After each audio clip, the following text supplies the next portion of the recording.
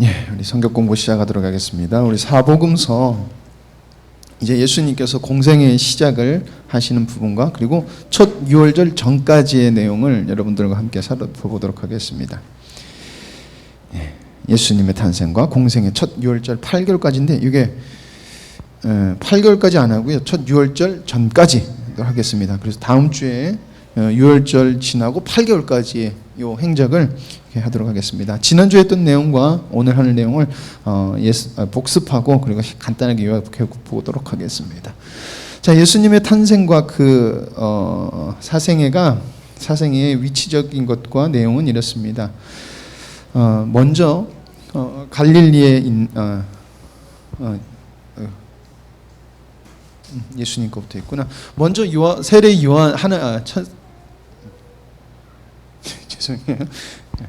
세례 요한의 수태고지가 먼저 나오고요. 그리고 그 다음에 예수님의 수태고지가 성경에 이렇게 등장합니다. 그게 왜 이렇게 되냐고 지난주에 말씀드렸던 것은 세례 요한의 출생은 하나님의 언약을 이루는, 그러니까 메시아 전에 보이는 엘리야 선지자를 내가 보내주겠다는 하나님의 약속의 선포이기 때문에 예수님 탄생 전에 반드시 신약에 예수님이 주인공 같지만 주인공보다 먼저 등장하게 되는 이유가, 세례 요한이 등장하는 이유가 바로 하나님의 말씀을 이루기 위함이다라는 것입니다.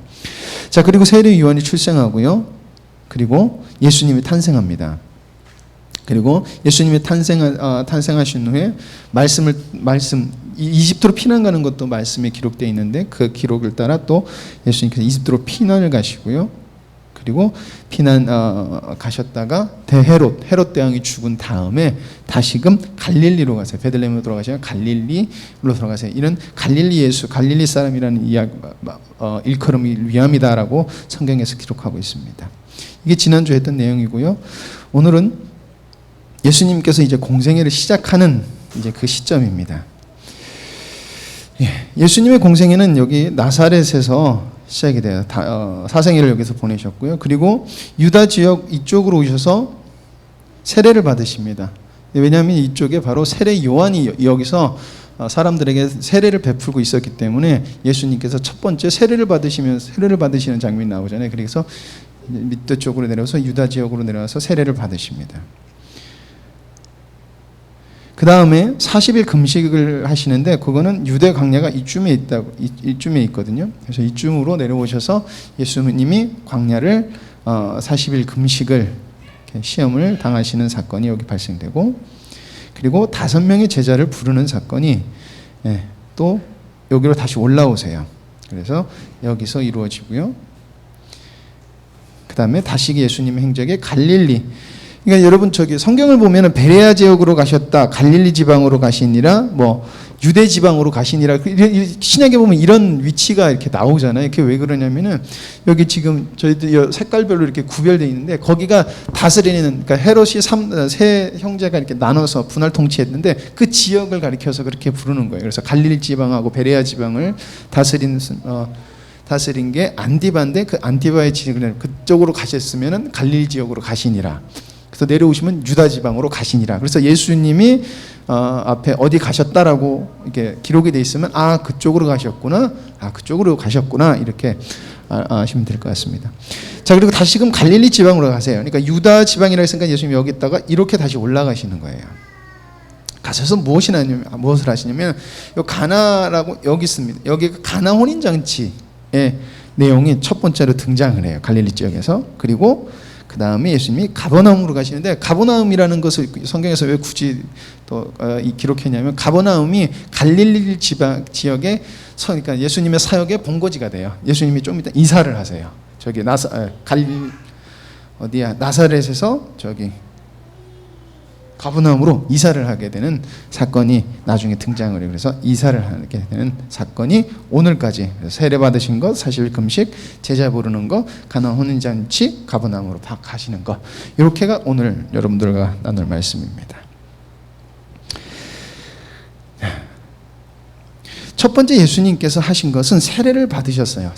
세례라는 것이 언제부터 등장했냐는 건 정확하지는 않아요. 그러나 세례라는 것은 예수님이 오시기 전 그 시대 전부터 어떤 형태로 이루어졌냐면은 이방인들이 유대교로 개종을 할 때 씻는다는 의미로 해서요, 세례를 베풀어서 물로서 깨끗하게 씻는 정결례를 하는 거예요. 그 다음에 유대인으로 바라줬던 거예요. 그래서 쿰란 공동체들, 에스네 공동체들이 정결 의식을 했다고 하죠. 하나님의 이름 적을 때 정결하게 하는 그 의미를 함으로 네가 정결했으므로 더 이상 넌 이방 사람이 아닌 유대인으로서 개종을 하는, 이런 할 때 사용됐다는 거예요. 근데 세례 요한이 왔었을 때 누구한테 세례를 베풀었냐면 이방인들한테 베푼 것이 아니라 누구한테 베풀었냐?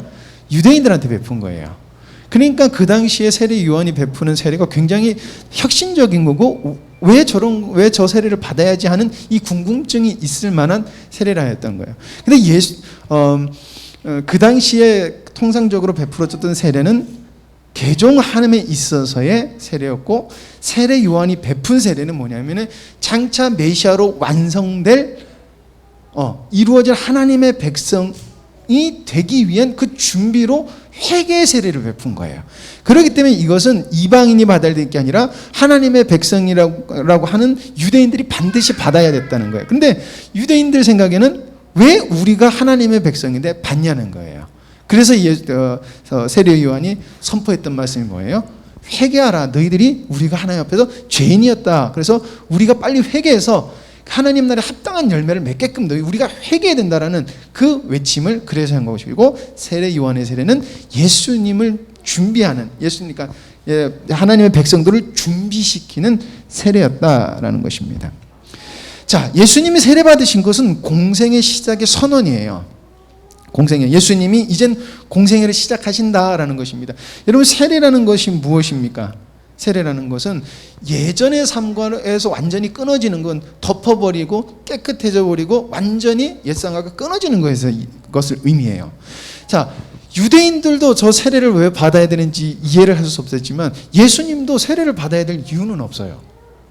왜냐하면 예수님께서는 하나님의 인자이셨지만 죄가 없으시고 회개할 것이 없으셨어요. 그럼에도 불구하고 세례를 받으셨어요. 그때 왜 세례를 받아야 되는지 예수님께서 말씀하신 것이 하나님의 모든 의를 이루는 것에 합당하다. 그렇기 때문에 네가 나한테 세례를 줘야 된다라는 것이에요. 예수님께서 그 세례를 받으심으로 예수님은 원래도 예수님의 뜻대로 살지 않으셨지만은 철저하게 성령님에 이끌리고 성령님을 쫓아 사는 삶을 그때부터 온전히 사세요.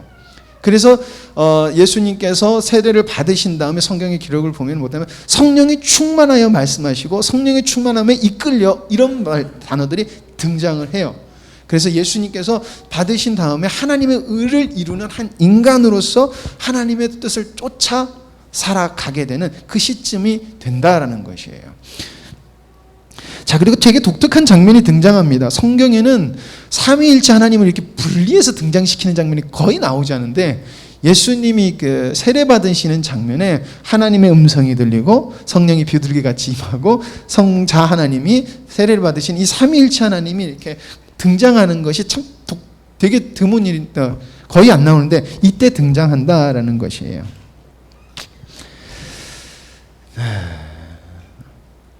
자, 좀 더 살펴보면 세례 요한의 세례는, 세례 요한이 세례 베풀 때 나는 그냥 물로 세례를 베풀지만 장차 오시는 일은 불과 성령으로 세례를 줄 거야 라고 말씀을 이렇게 세례 요한이 선포하거든요. 그래서 세례 요한과 예수님의 세례, 예수님은 세례를 주신 적은 없다고 그래요. 제자들이 세례를 줬지 직접 예수님이 세례를 주신 적은 없어요. 그러나 예수 그리스도로 말미암아 성령으로 세례를 받는 것에 의미를 두고, 그러니까 장차 오순절 역사를 세례 요한은 예언을 한 것이다 라는 것입니다. 자, 어쨌든 세례 요한의 세례는 유대인들을 대상으로 하고 있어요. 하나님의 백성이다 생각하는 유대인들, 그리고 도구는 무리였고, 그리고 그 내용은 회개하라는 거예요.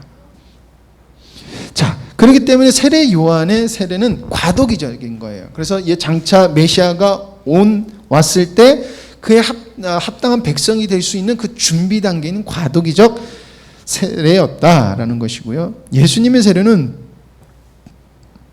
온 인류를 위한 세례다라는 거예요. 그리고 성령과 불로 세례를 받는 것이고요. 이거는 죄사함과 구원이라는 측면이에요. 그냥 회개가 아닌 죄사함과 구원, 그리고 완전함이라는 거예요. 그래서 예수님의 세례와 세례 요한의 세례는 이렇게 차이점이 있다라는 것을 여러분들이 아시면 될 것 같습니다. 자, 이제 나사렛에서 유다 지방으로 가셔서 세례를 받으셨고, 그 다음에 하신 것이 무엇이냐면 40일 금식이에요. 이 금식 내용을 봐도, 그 금식의 첫 구절을 봐도 성령에 이끌려 그러니까 금식하러 가셨고 기도하셨고 이렇게 나와 있어요. 자, 광야의 40일을 이 40일 금식이라는 것에 이렇게 적용을 한 거예요. 광야의 40년. 죄송합니다. 40년. 그리고 모세가 40일 동안 하나님을 만나서 기도하러 올라갔던 그 장면하고도 연관이 있다고 그래요. 자, 그리고 예수님의 시험을 받고 이기심은 두 번째 아담으로서의 유혹을 이기시고 승리하시는 것을 의미한다고 합니다. 자, 그 내용을 살펴보면은 우리가 잘 아는 것처럼 떡의 유혹이고요. 두 번째가 성전에서 뛰어내려라 라는 것입니다. 세 번째가 나에게 절해라 라는 것이에요. 근데 이것이 단순히 떡의 유혹과 너 뛰어내리면 하나님께서 너를 받아주실 거야. 그리고 내게 절하면 내가 천하 만국을 내가 너한테 줄게 라는 것처럼 보이지만 이 안에는 이런 내용이 숨겨 있습니다. 하나님이 왜 너 배고프게 했냐라는 이 질문이에요. 결국에는 이것은 어디로 연결되냐면은 사단이 아담에게 가서 야, 하나님이 너 이거 다 먹고 이것만 먹지 말라 그래? 하나님 왜 그렇게 해? 그래서 하나님이 너를 완벽하게 사랑하지 않아 라는 이 하나님에 대한 불신을 심어주는 거라고 그래요. 불신을 심어주는 거예요. 그러므로 아담이 생각해 보니까 진짜? 라는 갸우뚱함이라는 것이 결국에는 손이 선악과로 가게 됐던 것처럼 이것을 사단은 예수님께 시험하는 거예요.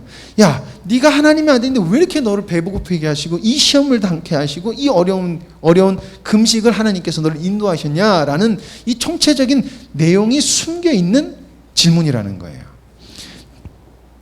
그 두 번째가 말씀을 너를 위해 사용해라 라는 것이에요. 말씀을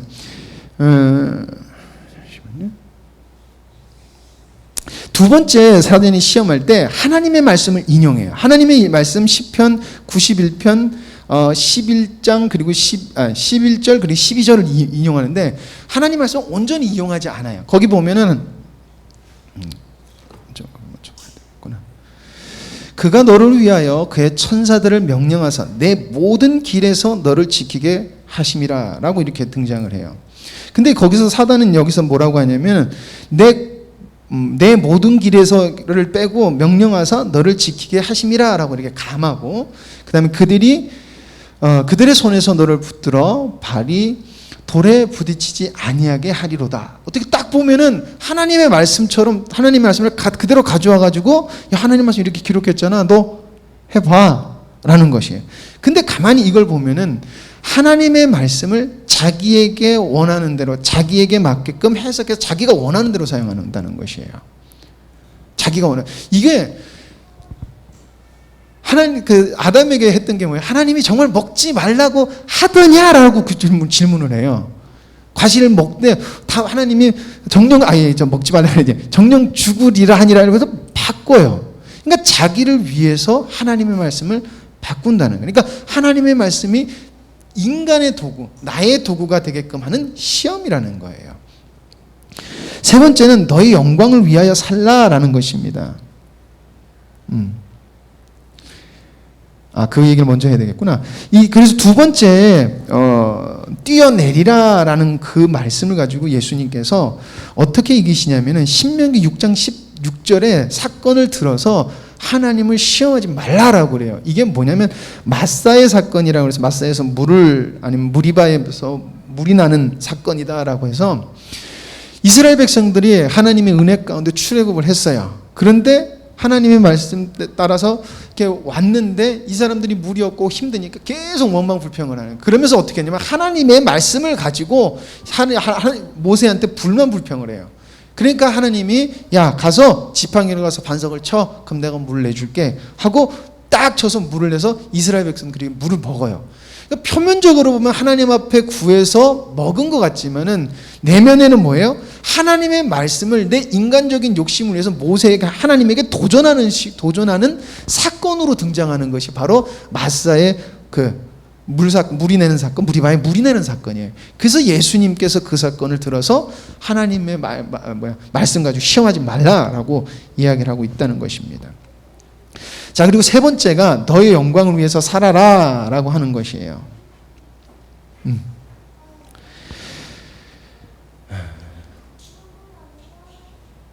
자, 근데 예수님께서는 이것을 어떻게 이기셨냐라고 하면은 바로 성령의 충만하심으로 이기셨다라는 것이에요.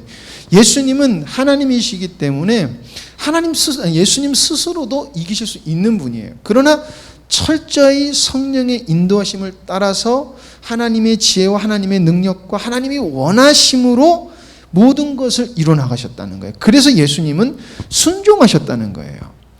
광야에 이끌리시어라고 누가복음에 있구나. 이끌리시어, 그러니까 하나님이 예수님을 끌어가는 장면이에요. 예수님이 가서 기도하다가 시험 받은 게 아니라 하나님께서 시험을 이렇게 내보내시는 거예요.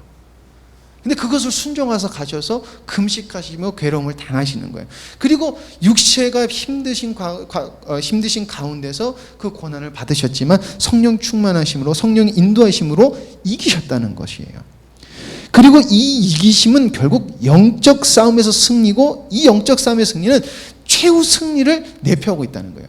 굉장히 재밌게도 예수님의 공생의 시작에 최후 승리에 관한 예고를 벌써 딱 하는 거 하고, 맨 마지막으로 예수님의 공생의 끝이 뭐예요?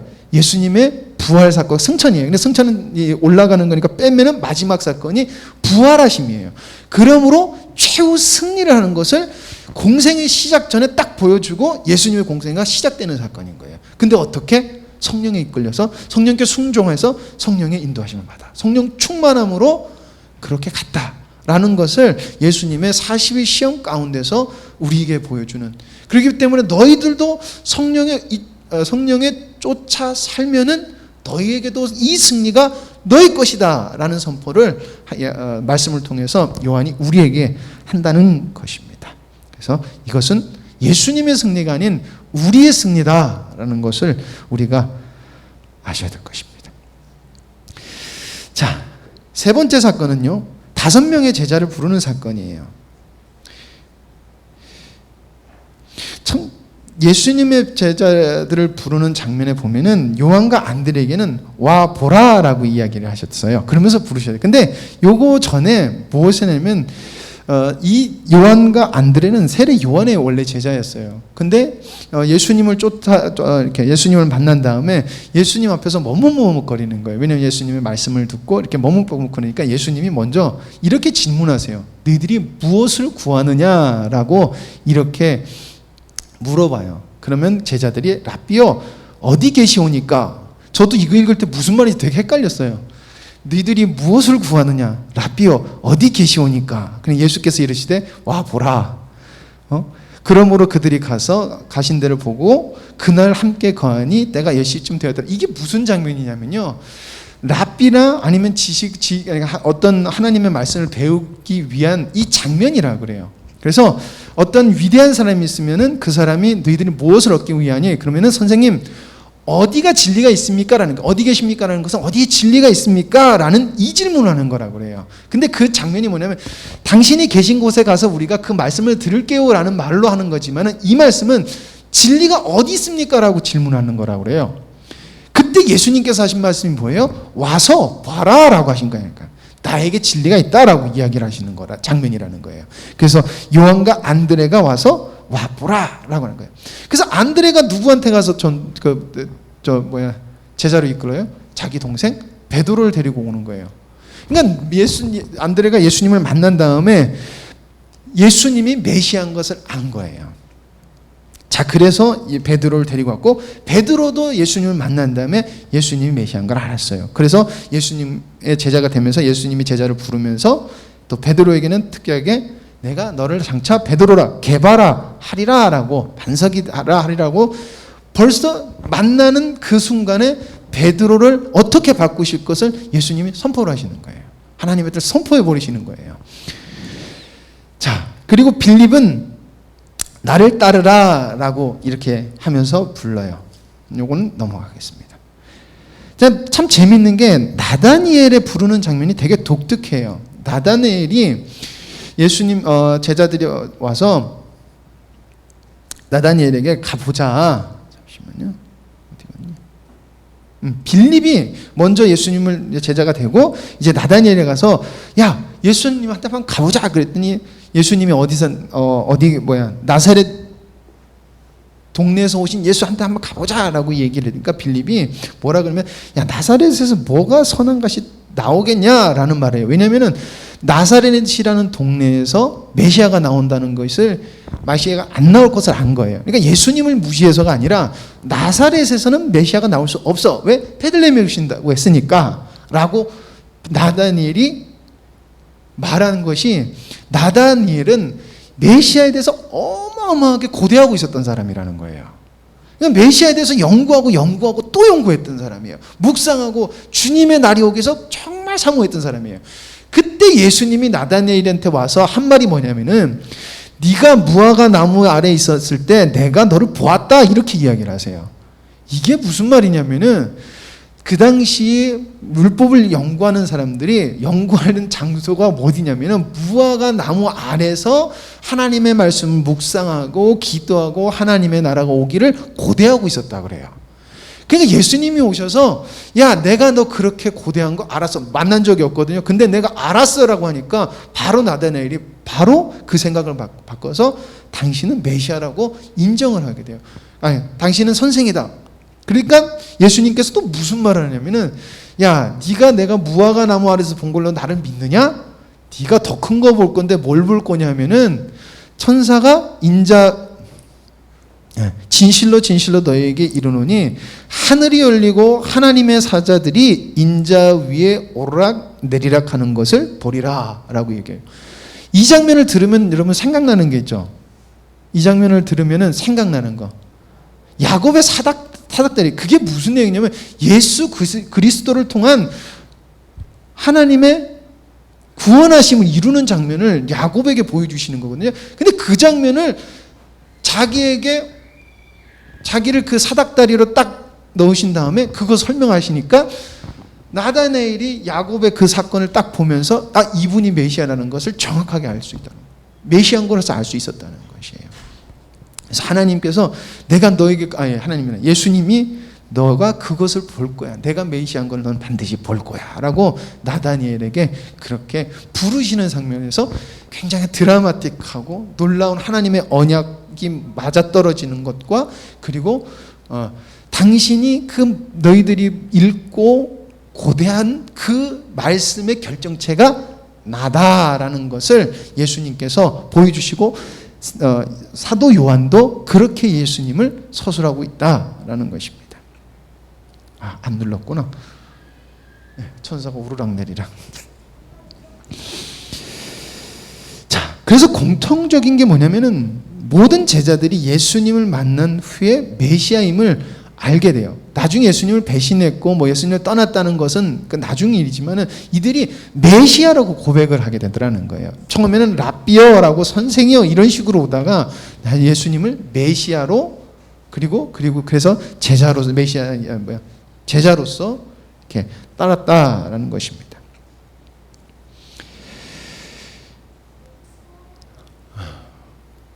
그리고 세 번째 사건이라고 얘기하면 되겠구나. 그리고 예수님께서 제자를 부르신 다음에 어디로 이장하시냐면은 다시 유다 지역에서 갈릴리 지방으로 올라가셔서 첫 번째로 사건이 벌어지는데 이것이 성경의 첫 사건으로 등장하는데 우리가 잘 아는 가나안 혼인잔치예요. 가나안 혼인잔치를 보면은 요한복음 2장을 한번 같이 펴보실까요? 요한복음 2장을 펴보면은 굉장히 독특한 게 시작을 해요.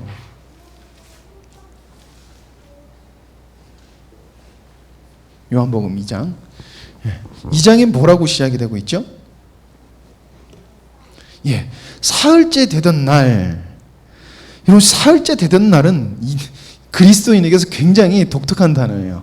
사흘째 되던 날이 무슨 의미를 가지고 있죠? 예수님이 십자가에 달릴 때 부활하신 날이기도 하고요. 그리고 이 날이 굉장히 재밌는 날인 게 뭐냐면은 출애굽을 한 후에 하나님께서 당신 백성에게 율법을 주실 때 3일, 그러니까 사흘째 되던 날에, 그러니까 3일 동안 정결하게 하세요. 이스라엘 진영을 전부 정결하게 한 다음에 하나님께서 율법을, 언약을 막 선포하세요. 이게 무슨 장면이냐면은 4일 동안 정결하게 한 다음에 하나님께서 이스라엘 백성과 언약 관계를 맺으시는 사건이에요. 그런데 예수님께서 가나안 혼인잔치 시작되는 요때 왜 사도 요한이 사흘이라는 걸 썼냐면 이 가나안 혼인잔치라는 이 잔치를 통해서 예수 그리스도와 백성들의 언약에 관한 이 관계를 말하기 위해서이라는 것이에요. 자, 그래서 사흘째 되던 날에서 이것은 새 언약에 참여하는 자들과 언약의 관계가 형성될 것이다라는 것을 선포하고 가고 있다는 거예요. 그러니까 정결 예로 사용했던 사흘이라는 그 단어, 구약에서 상결됐던 것과 장차 예수 그리스도가 십자가에 달려 돌아가심으로 사흘 만에 부활하신 사건으로 말미암아 예수님을 믿는 모든 자들이 하나님과의 언약, 새 언약과의 관계가 맺어질 것을 사도 요한이 사흘째 되던 날 이러면 선포를 하고 나가고 있는 거예요. 그래서 그리고 두 번째로는 예수님의 부활의 시대, 새 시대가 예수 그리스도를 통해서 열렸다라는 것이 첫 번째 기적에서 선포하고 있다는 것입니다. 자, 그러므로 메시아의 시대가 도래했다. 너희들이, 유대인에게도 너희들이 그렇게 고대하던 메시아의 시대가 열렸다라는 것입니다. 자, 예수님이 가나안 잔치는 언약적 의미가 있어요. 첫 번째는 재창조의 역사, 새 시대라는 거예요. 물이 변하여 포도주가 됐다. 물은 정결이라는 것이에요. 근데 정결이라는 건 자꾸 뭐라 그래요? 옛 것이에요. 근데 변해서 포도주가 됐다는 것은 구원하심으로 말미암은 새 시대에 열린 포도주는 기쁨이라 그래요. 근데 그냥 단순히 기쁨이 아니라 언약적으로 갔을 때는 이 포도주라는 것은 하나님께서 이루실 언약의 완성에 향한 기쁨이라고 이렇게 여기 포도주를 의미한다 그래요. 그러니까 물이 변하여 예수 그 정결례하는 그 물 항아리를 사용했잖아요. 그러니까 하나님의 옛 언약이 변하여 새 언약이 되는 사건으로 예수님께서 그 변하신 거예요. 우리가 가나안 잔치 이것만 생각하잖아요. 예수님이 말씀하시니 물이 변하여 포도주네, 이 사건에 초점을 맞추는데 그것이 아니라 예수 그리스도를 통하여서 옛 것은 없어지고 새 시대가 도래했음을 그 물이 변하여 포도주가 된 사건으로 증거하시더라는 거예요. 근데 되게 재밌는 거, 이거를 되게 재밌는, 이거 나중에 하나?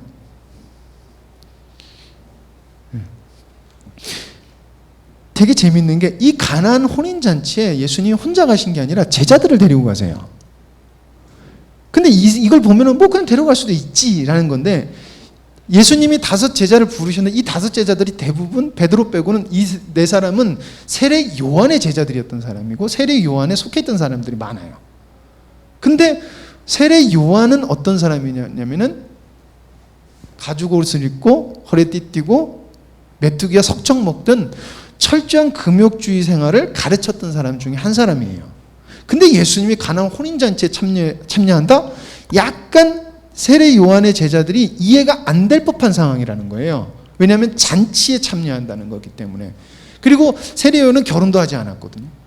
그러니까 데리고 올라왔는데 왜 예수님이 여기 왜 잔치집에 데려가지? 의아했을 거라는 거예요. 반드시 그들의 사상에서는.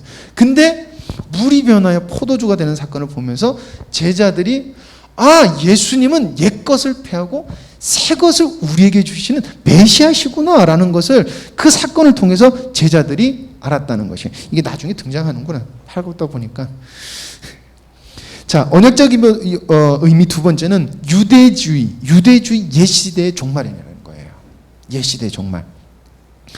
그래서 원래는 가나안 혼인잔치하고 요한복음에는 성전을 깨끗게 하시는 사건이 이게 두 개가 연결돼서 나와요. 근데 이게 예수님의 행적 순으로 지금 제가 간다고 말씀드렸기 때문에 이 성전 정결의 것은 나중에 유대 지방으로서 유월절 사건 때 제가 다시 다룰 건데, 이 사건, 정결례를 담고 있는 돌 항아리 사건과 성전 예배를, 그러니까 성전을 허물라 내가 다시금 세우리라 하는 이게 뭐냐면은 유대주의를 없애고 옛 구 언약이 없어지고 새 언약이 세워서는 이 사건을 사도 요한은 2장에 기록하고 있다라는 것입니다. 그래서 하나님의 언약적 의미를 가지고 있다라는 것이에요.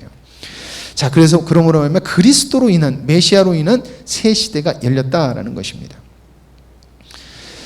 자, 여러분, 그리스도의 연합사상은 정말 놀라운 하나님의 비밀이요, 그리고 하나님의 놀라운 지혜예요. 근데 이것이 바로 가나안 혼인잔치에서 우리들에게 또한 증거되고 있다는 것입니다.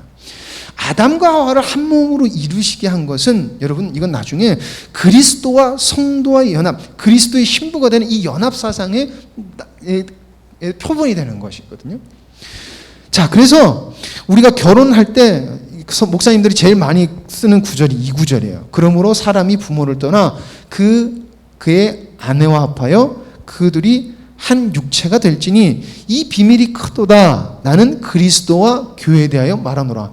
결혼 관계를 말하면서 그리스도와 교회에 관한 것을 얘기하는데, 바로 이것이 뭐다? 그리스도, 예수 그리스도를 통한 예수 그리스도가 이루시는 그 부활의 사건을 통하여 그리스도와 우리가 연합되는 사건을 보여주는 것이에요. 근데 그것을 언제 했냐? 첫 사건, 가나안 혼인 잔치를 통해서 옛것이 무너지고 새것이 옴으로 말미암아 그 새것에 대한 그 주인공이신 예수 그리스도로 말미암아 그리스도와 우리가 하나 된다. 이것을 지금 가나안 혼인 잔치의 첫 사건으로 하나님의 모든 약속이 이루어진 것을 이 사건에 담고 있다라는 것입니다. 그래서 왜 결혼 잔치가 첫 기적인가라고 하는 거 보면요, 이사야서 54장 4절에서 8절 말씀을 보면요, 혼인은 메시아 시대의 구원을 상징한다고 되어 있어요. 자, 말씀을 제가 띄웠어요. 찾기가 힘드니까. 두려워하지 말라. 내가 수치를 당하지 아니하리라. 놀라지 말라. 내가 부끄러움을 보지 아니하리라. 내가 내 젊었을 때의 수치를 잊겠고 과부 때의 치욕을 다시 기억함이 없으리니 이는 너를 지으신 이가 내 남편이시라. 그의 이름은 만군의 여호와시며 구속자는 이스라엘의 거룩한 이시라. 그는 온 땅의 하나님이라 일컬음을 받으실 것이라. 여호와께서 너를 부르시되 마치 버림받아 마음에 근심하는 아내 곧 어릴 때의 아내가 되었다가 버림을 받은 자에게 함과 같이 하실 것임이라. 내 하나님께서 말씀하셨느니라. 내가 잠시 너를 버렸으나 큰 긍휼로 너를 모을 것이요 내가 넘치는 진노로 내 얼굴을 내게서 잠시 가렸으나 영원한 자비로 너를 긍휼히 여기리라. 내 구속자 여호와께서 말씀하셨느니라. 지금 이스라엘의 상황이 예수님이 등장하기 전 이스라엘 상황이 완전히 이 말씀하고 똑같은 상황이에요. 그런데 예수님께서 오심으로 그것도 첫 사건에서 이 혼인에 관한 이 첫 기적을 말씀하심으로 하나님의 이 언약이 이루어졌다. 즉 뭐다? 혼인은 메시아 시대의 구원이라는 것을 알고 있는 유대인들에게 이 말씀을 하신 거고 선포를 하고 계신다라는 것입니다. 예, 이게 세 번째가 이거였어요. 왜 제자들을 부르신 이유가 뭔가라는 것이에요. 그것이 메시아 시대가 왔다, 새 시대가 왔다는 것을 보여주고 있다는 것입니다. 그래서 아까도 말했듯이 에세네파 그리고 세례 요한이 금욕적이고 그동안의 화려한 그 바리새인들과 그리고 사두개인들 이 사람들과 달리 세례 요한은 다른 메시지를 전했는데 그 다른 메시지의 내용들이 대부분은 경건의 삶을 위해서 초점이 많이 맞춰져 있다는, 회개이지만은 경건한, 외적으로 보면 경건이었기 때문에 그 제자들의 이미지 속에서는 경건에 굉장히 초점이 맞춰져 있을 건데 왜 그들을 데려가셨을까? 결국에는 물이 변하여 포도주가 되는 사건으로서 메시아 시대, 그 메시아의 시대로 인하여서 오늘 기쁨을 제자들에게 보여주심이다라는 것입니다. 자, 여기까지가 예수님께서 유다 지역에서 갈릴리 지역으로 가셨던 것이고, 그리고 맞아, 이 얘기를 하려고 그러니까, 그리고 나서 요한이 따로 또 기록하는 게 이거예요. 예수께서 이 첫 표적을 갈릴리 가나에서 행하여 그의 영광을 나타내심에 제자들이 그를 믿으니라. 그러니까 말씀을 믿고 이 메시아구나 해서 따라왔는데, 이분이 정말 메시아구나라는 것을 아무 말도 안 하고 있어요. 지금 성경을 보면은 제자들이 와, 예수님 그렇네요 그런 게 아니라 사건을 쭉 기록한 다음에 맨 마지막에 그 제자들이 그를 믿으니라라는 거예요. 왜 믿었다는 거예요? 하나님의 말씀의 실체라는 것을 이 제자들이 봤다는 것이에요. 메시아임을 분명히 봤다라는 것을 사도 요한이 이렇게 기록하고 있다는 것입니다. 그리고 이제 예수님께서 가버나움으로 먼저 가시는 이 사건이 기록되면서 유월절 예수님의 첫 유월절 전까지의 말씀이 여기까지 나누도록 하겠습니다. 제가 이거를 준비를 한번 했다가 몇 번을 더 첨가해가지고 굉장히 요약한다고 이번 주가 제가 말이 좀 많이 버벅거렸을 거예요. 그래서 내용을 몇십 페이지가 된 걸 줄이려니까 많이 어렵더라고요. 그래서 혹시 이것이 필요하신 분은 저한테 이렇게 말씀해 주시면 이거를 제가 이렇게 전해드리고, 궁금하신 것이 있으면 말씀 이렇게 해주시면은 제가 더 자세하게 설명해 드리도록 하겠습니다. 기도하겠습니다. 하나님 아버지 감사합니다. 하나님, 주님의 모든 행적, 주님의 발걸음 한 발걸음이 모두 하나님이 누구신지 나타내는 것을 저희들이 이 시간 함께 나누었습니다. 아버지 하나님, 저희들이 그것을 보고도 지혜 없어서 예수님을 따라가는 것이 아니라 세상을 쫓지 않게 하여 주시옵소서. 아버지 하나님, 저희들에게 주님을 보여달라. 하나님, 주님 나에게 확신 달라는 그 말은 하나님 어리석은 말인 줄 압니다. 주님, 저희들이 주님을 발견할 수 있는 눈을 허락하여 주시옵소서. 주님의 긍휼이 우리에게 충만하게 있어서 주님을 발견하고 또 발견함으로 그 발견된 기쁨이 나를 집어삼켜서 주님의 길을 쫓아 살게 하는, 그리고 기쁨으로 살아가게 하는 저희들 되게 하여 주시옵소서. 다시 한 번 더 언약을 이루시고 언약의 모든 주인공이시며 모든 것을 이루신 주님을 찬양합니다. 주님 영광 받아 주시옵소서. 모든 것을 주님께 맡기며 예수님의 이름으로 기도드립니다. 아멘.